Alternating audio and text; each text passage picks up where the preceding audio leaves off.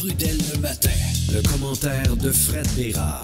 C'est l'heure, 8h moins 20, et il y a déjà des questions, quelques-unes de rentrée pour les questions du peuple, des auditeurs du vendredi. Alors, lâchez-vous là, c'est toujours le fun. Salut Fred. Hey, ça ne tarde pas. Non, il y en avait déjà vendredi en vue de ce vendredi. Hey, là, on va être obligé de faire des émissions spéciales le samedi. Ligne ouverte, serais-tu game? Ah, absolument. Pas moi. Mais non? La TV Moumoune. Non, je suis pas Moumoune, mais je te connais. Ben, comment tu me... Ah oui, là, évidemment, ça va être de ma faute. Ben, moi, t'entends te chicaner avec le monde, ça me donne pas. Moi, ça, me chicaner avec le monde. J'ai fait des lignes ouvertes avec Denis Lévesque pendant une couple d'années. C'est vrai. Qui s'appelait Québec maintenant. T'as raison. Mais est-ce qu'il y avait quelqu'un pour, on appelle ça screener, là, pour... filtrer les appels? Filtrer les appels? Ben, si oui, ça paraissait pas. Ouais, ouais. Non, mais honnêtement, moi, j'ai adoré ça. Puis, il m'invitait souvent pour les trucs plus, comment je te dirais, un petit peu difficiles, là, disons ça comme ça. Là. Je sais pas moi, par exemple, il y avait un local de prière à Saint-Laurent. En tout cas, bref, ça, c'était pendant les accommodements raisonnables ou un peu après. Là. Puis moi, j'ai adoré faire ça. Des fois, c'était 1 heure de temps. J'ai déjà fait des lignes ouvertes aussi avec Simon Durivage à Radio-Canada pendant la grève étudiante en 2012. Et puis... la fois qu'il avait pété des plombs, Simon Durivage avec Nadeau Dubois, là. C'est trouvable sur les réseaux sociaux, sur YouTube. Je pense que ça vaut la peine que je vous la raconte, celle-là. Vas-y. Permets-tu? Oui. OK.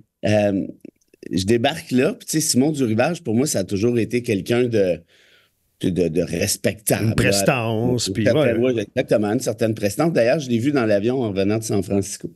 Et là, je débarque là, Radio-Canada, c'est le matin.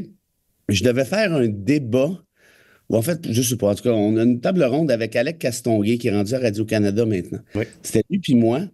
Et là, je débarque, Durivage vient me voir, il dit, bon, mauvaise nouvelle, Castonguay n'est pas là, son petit malade, ou je sais pas quoi.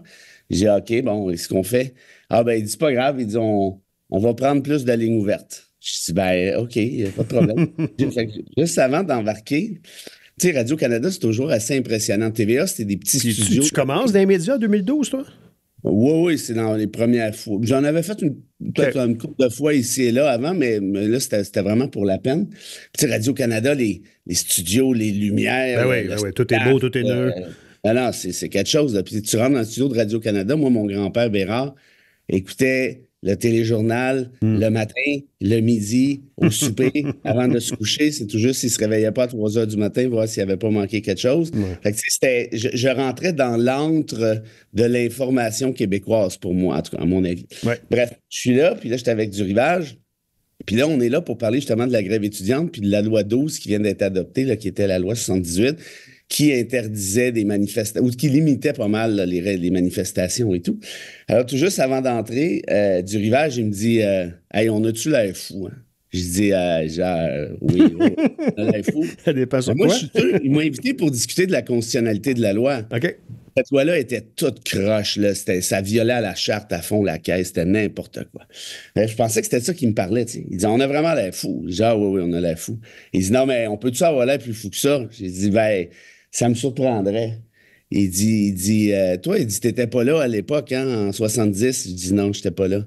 Ben, moi, j'étais là pendant la crise d'octobre. Puis Radio-Canada était pas ici, là. On était sur, je me rappelle plus où.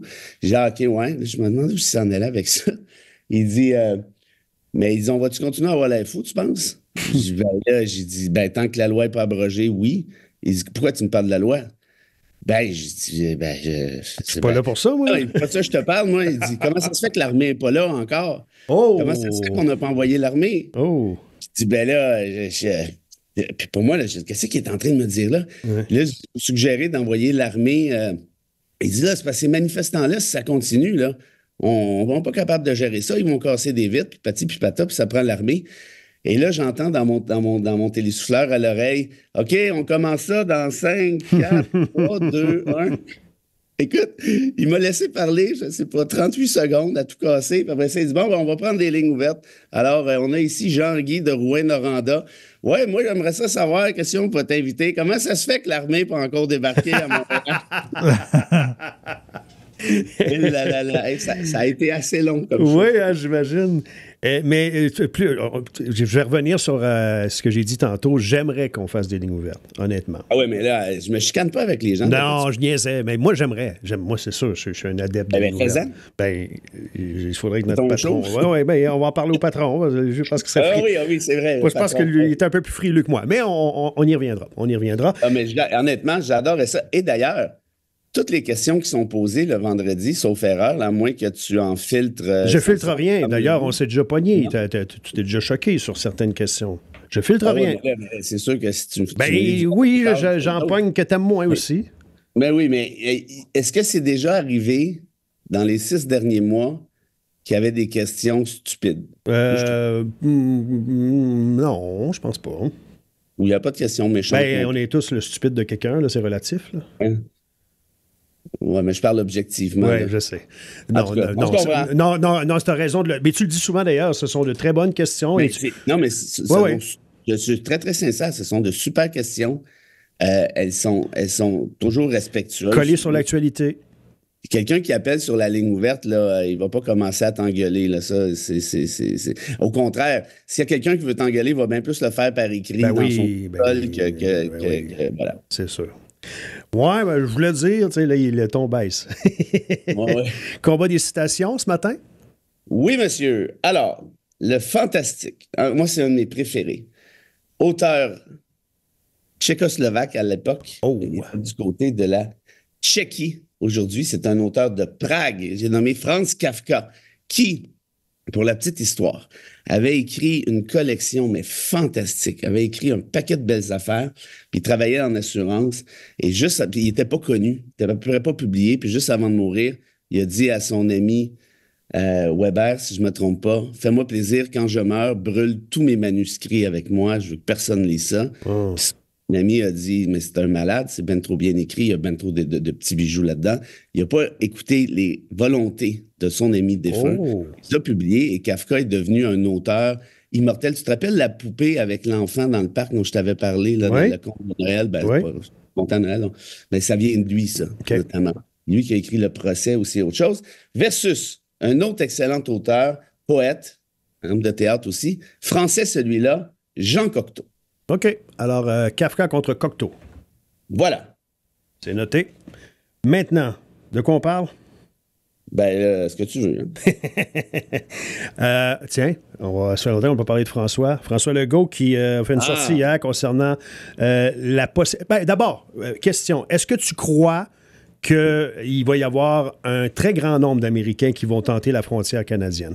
Il y a même ce matin Barbra Streisand qui veut s'en venir ici. Si ça tente d'avoir une chanteuse, là, une bonne chanteuse, là, elle veut devenir... Tu sais qu'elle était éperdument en amour avec Pierre Trudeau et elle pensait devenir première dame du Canada, Barbra Streisand. Ah non, ça m'a échappé. Moi, je me souviens de Margaret avec les Stones, mais...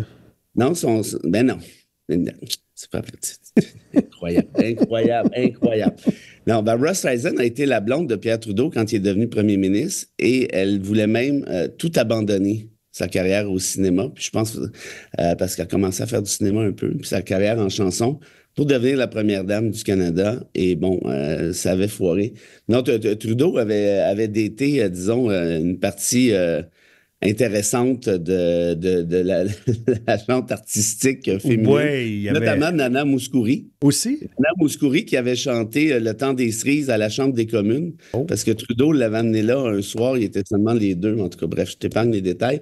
Mais tout ça pour te dire que oui, Streisand a toujours eu beaucoup d'affection pour Trudeau, évidemment, mais pour le Canada aussi. Et est-ce que tu crois qu'il va y avoir... j'essayais de ne pas répondre à ta question. J'avais remarqué. Si tu déportes 18-20 millions de personnes, ça se pourrait qu'il y en ait un paquet qui s'en viennent, effectivement. Et là, je ne sais pas si tu te souviens, mais ça fait quand même quelques années qu'on en parle. J'ai un des grands défis de l'humanité, ça va être les prochaines crises migratoires puis les prochaines crises environnementales. Et là, on va voir à quel point le Québec qui se dit on est à gauche, on est progressiste, nous, on est tellement beau, on est tellement bon, on est tellement fin, on est tellement humaniste. Attendons voir ce qui va se passer. Parce que si c'est vrai qu'on est humaniste, puis c'est vrai qu'on respecte le droit international humanitaire, ben il va falloir ouvrir les portes, puis il va falloir serrer des mains aussi. Mais je te dis, c'est pas vers là que ça s'en va du tout. Oui, mais être humaniste, que ça ne devrait pas être selon nos capacités aussi, ce qu'on ne devrait pas... Ah, OK. Fait que dans le fond, l'humanisme, c'est comme être généreux. Généreux, c'est en bas de 2 piastres. En bas de 2 piastres, t'es bien généreux, mais là, quand c'est rendu à 3 piastres, ouais, mais là, je te donne mon 3 piastres pour pas m'acheter ma palette de chocolat. Mais ça, c'est pas de la générosité, ça. Ça, c'est dire, si j'ai du change dans mes poches, je sais pas quoi faire avec, je te le donne. Si ça donne. Facebook que t'es généreux. T'es pas généreux. T'es juste bon. Et j'ai un ami que je nommerai pas parce qu'il s'appelle Félix-Antoine Michaud, qui n'est pas connu du grand public. Donc, il m'a sorti cette métaphore absolument fantastique dimanche quand je lui ai parlé. Il dit Bérard, imagine un extraterrestre qui regarde la planète, là, actuellement. Et là, il dit, OK, là, il y en a qui se réfugient parce qu'ils se sont fait sortir à coups de pied dans le derrière. Il y en a qui ont faim. Il y en a qui sont en train de brûler. Il y a des îles qui sont en train de passer à la flotte. Il y a des gens qui sont, bref, en état de détresse. Puis il y en a d'autres qui disent aïe, aïe, aïe, aïe, j'ai de la place tout de suite, mais moi, ma capacité est dépassée. Elle reste dans. Voilà, on fait une pause, on revient. Allô, c'est Kim. Le matin, le commentaire de Fred Bérard. Oui, pour encore quelques minutes. Est-ce qu'on a fait le tour, Fred, de tantôt par rapport à... Ben, j'ajouterais juste ceci. Quand François Legault dit qu'il va envoyer la SQ... Oui, pour checker les frontières, là. Ouais. La SQ n'était même pas capable de s'occuper de Canis attaqué. Là, j'ai hâte de voir ça, moi.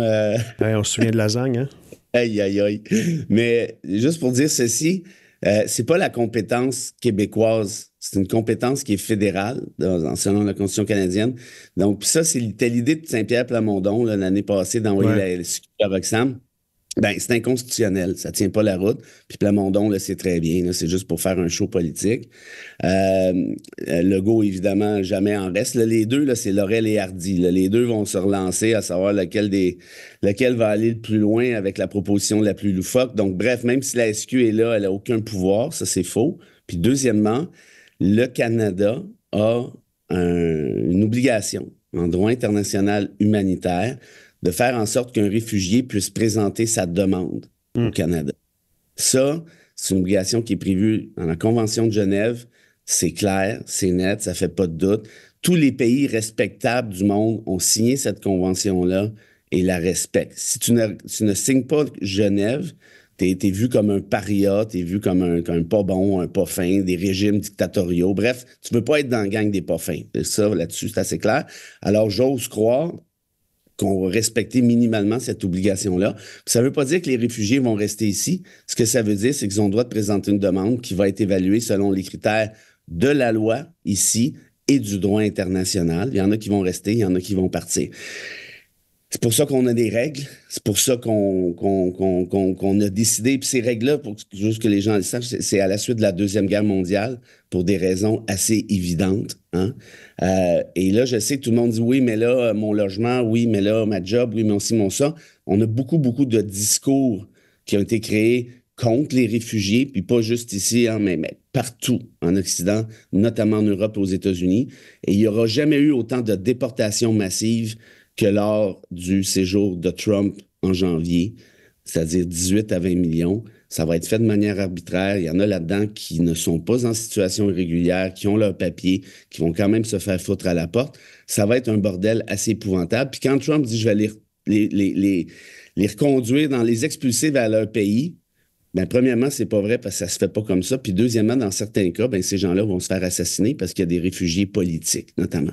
Moi, tout ce que je dis par rapport à ça, puis je comprends que les gens soient inquiets, puis je comprends qu'il y a des politiciens qui essaient de profiter de cette inquiétude-là, inquiétude qui ont eux-mêmes monté de toutes pièces. Mais une affaire est sûre, moi, j'essaie toujours de ramener ça à l'humanisme.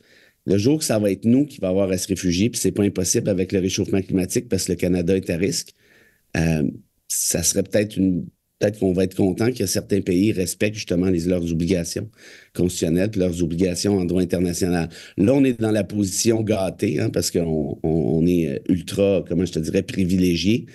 Mais c'est ça. Si on dit que c'est vrai que les Québécois sont généreux, ben on verra. Ouais, mais je suis pas convaincu qu'il va aller aussi loin qu'il le prétend, Donald Trump. En tout cas, moi aussi. J'ai des réserves par rapport à ça. Ah oui? Il est peut-être... Tu veux vraiment qu'on parle de ces on ministres? peut gager. Oui, mais oui, ça, on y reviendra. On n'a pas le temps. Oui. Bowman qui s'appelle le tsar des frontières. Oui. Puis l'autre, Stephen Miller, le chef de cabinet adjoint, celui qui avait mis les enfants dans des cages à la frontière. Oui.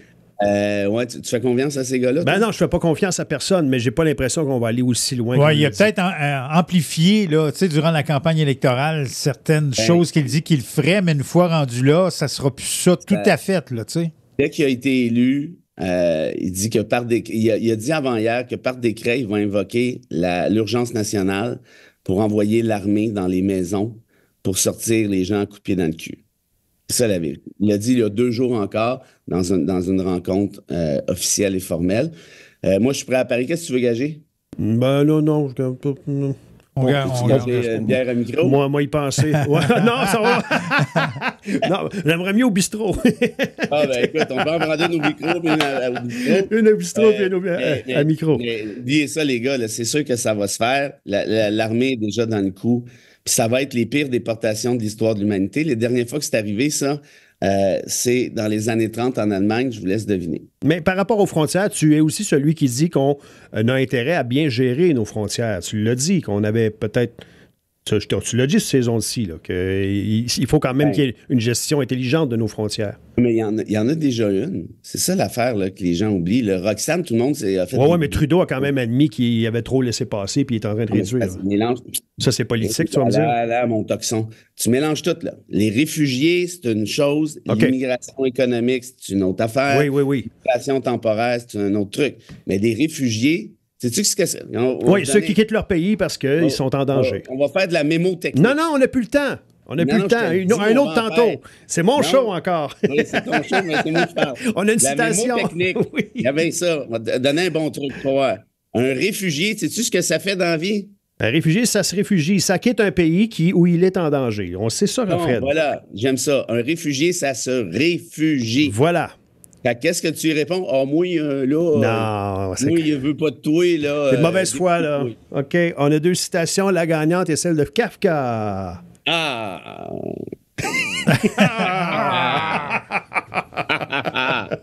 Bon, écoutez bien ça. Oui.